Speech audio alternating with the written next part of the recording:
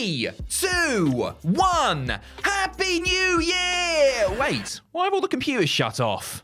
Thankfully, the Y2K virus didn't destroy civilization as we know it, and planet Earth kept on spinning into another millennium. The year 2000 is widely regarded as one of the best WWE have ever had in terms of popularity, business success, and creative outputs. Unfortunately though, even a bumper year has some stinkers hidden away, and these disasters are enough to make you wish the world really had ended. I'm Adam Pacitti from Cultaholic Wrestling, and these are the 10 worst WWE matches of the year 2000. Join us! Number 10, Mark Henry vs. Viscera at No Way Out. Sometimes a match sounds good on paper and under-delivers in real life. Sometimes a match sounds rubbish on paper and actually exceeds expectations. Sometimes, though, a match comes along that sucks just as hard as you thought it would when you first heard it was happening. Mark Henry vs. Viscera from No Way Out 2000, everybody. These two mammoth men squared off in a match presumably designed to trick Vince McMahon into thinking it was 1984 again. Apart from an admittedly very impressive spinning heel kick from the former Mabel, the action was slow, unathletic, and sloppy.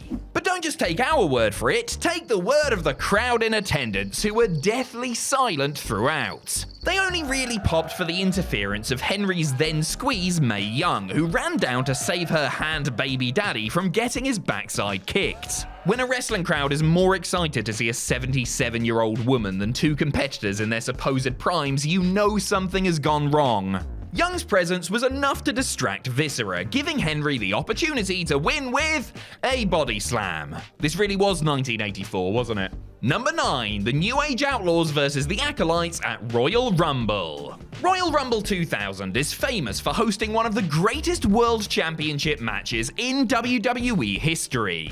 Triple H defended his title in a brutal street fight with Cactus Jack as Mick Foley attempted to wrestle the top prize away from the cocky upstart. In a match so good it essentially established Hunter as a true main eventer, the two men brutalized each other with chairs, thumbtacks, and even a barbed wire 2x4. The reason I'm going into that much detail about this match is so I don't have to spend time talking about the tag team title bout that came immediately before it. In all fairness, there isn't really that much to say about it. It lasted less than 3 minutes, with the finish coming out of nowhere following a ref bump. The match had actually been built quite well, so to see it end with such a damp squib was a massive disappointment. Although maybe it had something to do with how hard Bradshaw and Farouk were hitting Road Dogg and Billy Gunn in this match. I wouldn't have wanted to share the ring with them for 2.5 seconds, let alone 2.5 minutes. Number 8, Ivory vs. Trish Stratus vs. Molly Holly at Armageddon. In much the same way that the Rumble is only really remembered for the street fight, Armageddon 2000 is almost unanimously associated with the bonkers main event 6-man Hell in a Cell match. Steve Austin, The Rock, Triple H, Kurt Angle, The Undertaker, and Rikishi? Did he wander into the cell by accident and just go with it? These 5 megastars and the Usos' dad went to war with each other in one of the most memorable matches of the Attitude Era. Unfortunately, due to the size and scale of this monstrous main event, other matches on the Armageddon card were made to suffer. One was this triple threat for the women's title, pitting champion Ivory against Molly Holly and a very green Trish Stratus. The two more experienced women got a fairly decent showing out of the Canadian former fitness model, but there was very little they could do with the measly 2 minutes and 12 seconds they had been assigned. Ivory won after Holly hit Stratus with a powerbomb, and that was it. These women deserved better, and so did we.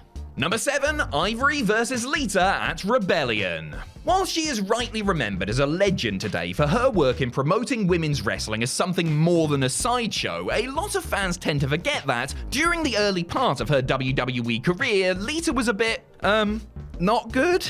To give Lita some credit, she was pushed way too hard, way too soon by WWE. I mean, she had only made her in-ring debut in January of 1999 and won her first women's title in the summer of 2000. She then engaged in a feud with Ivory of Right to Censor, who won the belt off her on SmackDown. That led to this match at the UK exclusive pay-per-view Rebellion, and gee, thanks for saving all the good stuff for us. Lita still looked really unsure of herself at this point in time. She couldn't even really run the ropes without looking like she was going to stop and ask somebody for directions. This led to an unpolished, clunky match in which Ivory tried her best to lead the newbie through her spots. Whilst she tried, Right to Censor should have done us all a favour and censored this match from the broadcast. Number 6, TNA vs Head Cheese at WrestleMania 2000. WrestleMania 2000, the most up and down mania of all time, and that's including the one that had a literal roller coaster as part of the set. There was the Eurocontinental Triple Threat, which was good,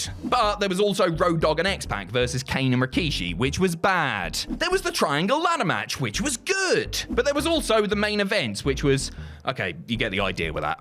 One of the low points on this night was a tag team match pitting TNA against Head Cheese. For those uneducated swines who don't know, that is Test and Albert versus Steve Blackman and Al Snow. Despite all being competent workers in their own right, the four men in this match had absolutely zero chemistry with one another. It was a clumsy affair, one that really felt like it never got out of first gear, which is hardly what you want at WrestleMania. In the end, TNA won, and nobody cared. Oh, and also, there was a bloke in a cheese costume running around ringside, so that's good news for people who are into that. Number 5, The Cat versus Terri Runnels at Insurrection. We are back in the UK now for the other British-only pay-per-view of the year, Insurrection. On a show that featured Big Show dressed up as Rikishi and Shane McMahon fighting for the WWE Championship, the absolute worst thing was the sole women's segment of the night featuring the Cat and Terri Runnels. 1 month into a rivalry that would somehow last 4, the former Miss Kitty and the former Marlena squared off in London's Earl's Court in a brutal, vicious, unspeakingly violent arm wrestling match. Look, WWE counts it and it has the word match in the title, so we're allowed to put on the list, alright? The two competitors came down to the ring to the soundtrack of Jerry Lawler perving on them on a live mic. They then stalled, wasting valuable pay-per-view time, pretending that the other lady had greased their hand, which wouldn't actually make it any easier to win an arm wrestling match, but whatever. Mae Young countered some cheating by dumping water onto Terry's head, allowing Cats to pick up the win. Moving swiftly on.